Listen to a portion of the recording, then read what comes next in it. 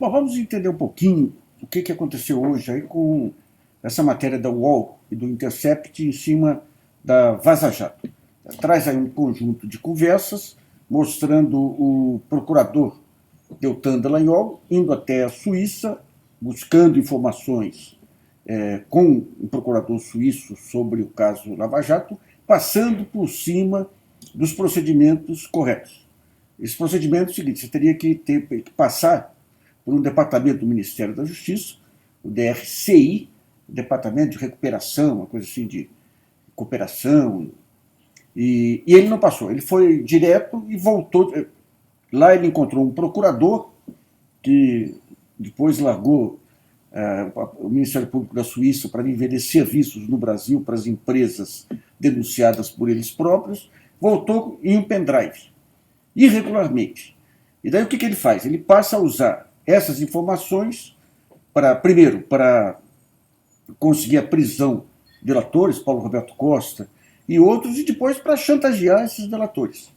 Então chegava nos caras e falava: olha, eu tenho aqui informações sobre o seu filho lá, se você não delatar, eu vou acabar com o seu filho. A parte mais interessante da história, e daí você tem um dos pontos centrais aí desses diálogos, é que o Deltan é avisado pelo Vladimir Aras, que era o chefe da Cooperação Internacional da Procuradoria-Geral da República, que era algo irregular se não passasse pelo DRCI.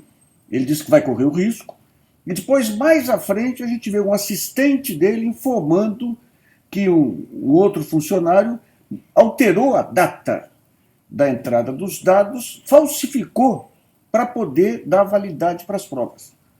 Porque, em geral, como que ocorre aí? Você tem uma cooperação, você pega informações da inteligência e depois tem que formalizar, regularizar, passando pelo DRCI.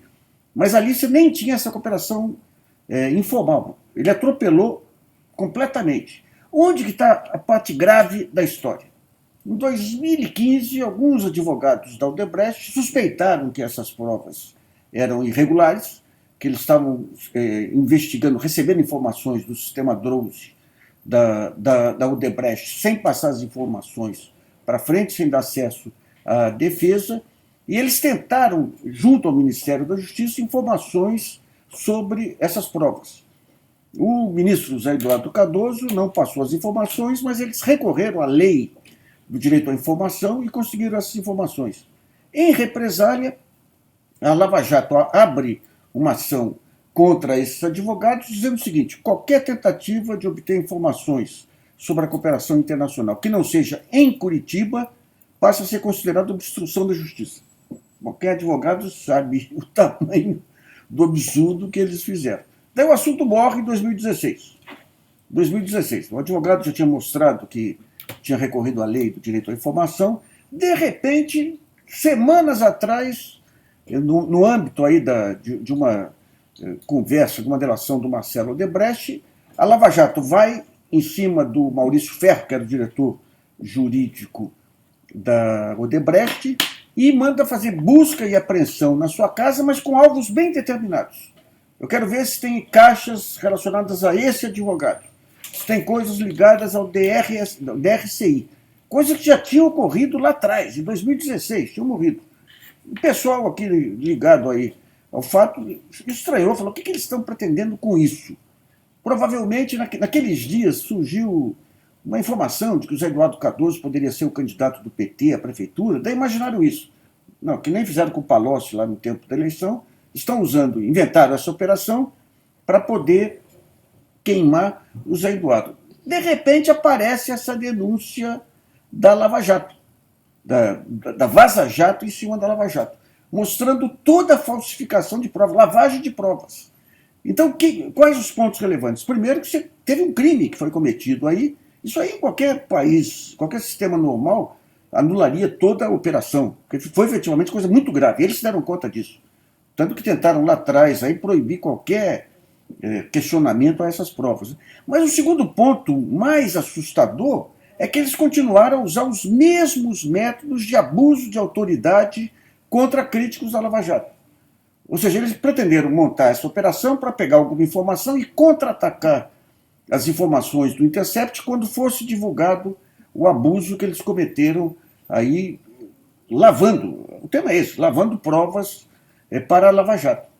Então são casos muito complicados.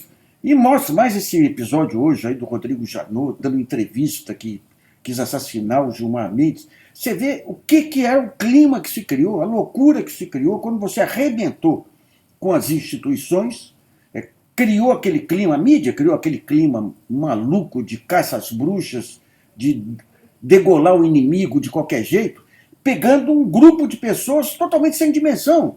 Sem dimensão, o Janot não tinha dimensão. Então o Janot, quando fala da filha dele, diz que ia assassinar. Não é nem o fato de uma hora passar pela cabeça dele tomar uma atitude drástica. É, tantos anos depois, ele se vangloriar disso e contar essa história num livro. E lá, em Curitiba a mesma coisa, né? Você vê aqueles diálogos lá dele celebrando a morte de neto do Lula, de esposa do Lula. Viram todos animais. E é por isso que você tem que ter as regras institucionais, por isso que você tem que ter obediência à Constituição. Por isso que você tem que ter, em cada instituição, aquelas pessoas sêniores lá, as chefias que dão um choque, um breque, uma freada de arrumação nesse pessoal. Então, quando você deixa tudo solto, e deixaram tudo solto, é evidente, porque cada vez que tentavam, qualquer coisinha que se tentava lá, a imprensa caía matando. Vamos acabar com a Lava Jato. Você se lembra lá atrás, quando teve o Mensalão, que tinha um recurso de embargo de infringência lá, que é uma coisa, é um questionamento que se faz, que pode adiar por algum tempo a decisão. Não sei se foi o Lewandowski ou o Celso de Mello que ia conceder esse embargo de infringência. A imprensa inteira caiu matando. Você não podia conceder um pontinho que fosse direito do acusado, porque o acusado virou inimigo, e o inimigo tem que ser destruído. Então, nesse caso da Lava Jato, a mesma coisa. Então, você deu um poder absurdo para um pessoal imaturo, que daí eles acabam escalando, né? Então, o caminho é esse, eu não tenho limite, esse cara é o inimigo, tem que ser destruído, e daí você passa a esnobar a vida, o respeito, qualquer coisa, né? Se tornam todos animais. O Brasil se tornou animal. E culpa direta do Supremo Tribunal Federal de ter deixado chegar a essa situação, culpa direta de ter permitido da Dilma ter permitido a recondução de um sujeito do nível do Rodrigo Janot. O próprio Ministério Público, com seus conselhos e tudo, não teve peso aí, não teve autoridade para enquadrar esse pessoal da Lava Jato. Chegar e falar, gente, vocês estão comprometendo o Ministério Público. Agora, o que acontece?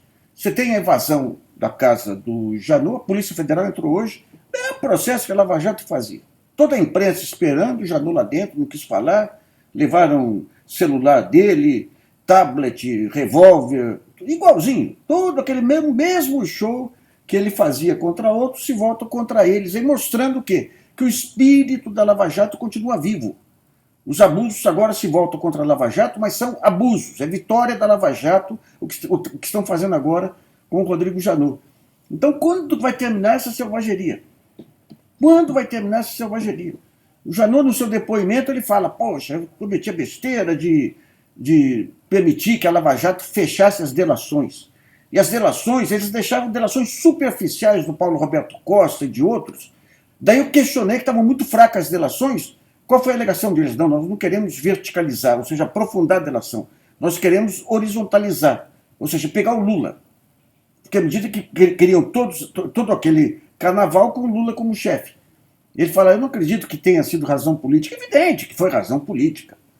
Foi razão política dos caras mostrarem musculatura, pô, vamos derrubar o mais popular presidente da história do Brasil. Então, todo esse processo de abusos levou a isso aí.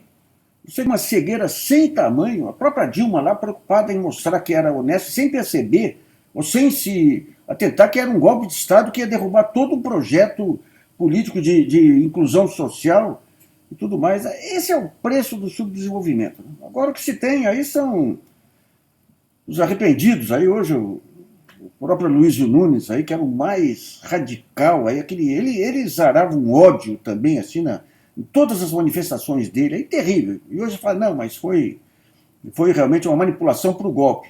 Hoje eu vi no Twitter, eu acho parlamentar aí do PT falando, não, você já falava isso na época lá. Ou seja, foi um maior jogo de cena que trouxe à tona o que de pior existe no país. Permitiu transformar aí um bando de responsáveis em heróis nacionais.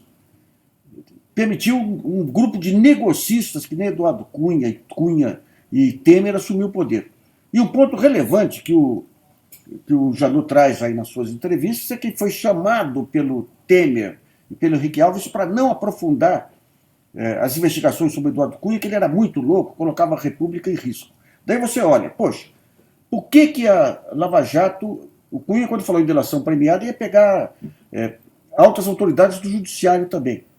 Por que não se fechou a delação com ele? Por que o Sérgio Moro impediu que fosse feita perícia no celular do Eduardo Cunha? Por quê? Porque ia pegar altas autoridades políticas? Não. Todas as altas autoridades políticas estavam na mira do Sérgio Moro.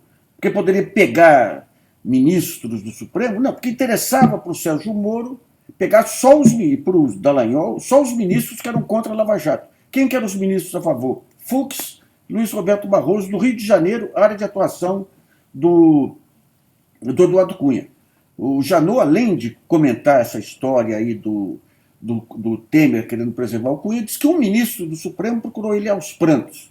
Nesse livro que saiu sobre os 11 do Supremo, aí diz que o Luiz Fux, quando começou a aparecer a delação do Palocci, tudo ficou aos prantos também lá, com medo de ser indiciado, e a mãe dele saber, ter um choque aí de ver o filho.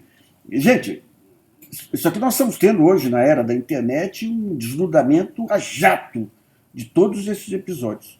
O que nós vemos é o que de mais dantesco ocorreu na história do Brasil. Um procurador-geral totalmente desequilibrado, sem condições, sem autoridade, falando em matar o ministro do Supremo e se suicidar, um juiz que faz todas as jogadas políticas para proteger os seus, para garantir a eleição do presidente que ia colocá-lo como ministro, sem ser incomodado. Gente, procuradores ganhando dinheiro com palestras em cima desses trabalhos, as delações premiadas que nem apareceram até agora. O ministro Luiz Roberto Barroso aí dando um voto hoje que é totalmente contrário ao voto que ele deu ontem. Não tem processo mais desmoralizante para o país e para a justiça do que esse episódio aí da Lava Jato, do que a Vaza Jato e agora o Janot entrando na parada. É vergonhoso, mas tomara que essa vergonha sirva para a gente sair desse buraco sem fundo e voltar a ser um país civilizado. Um abraço aí, pessoal.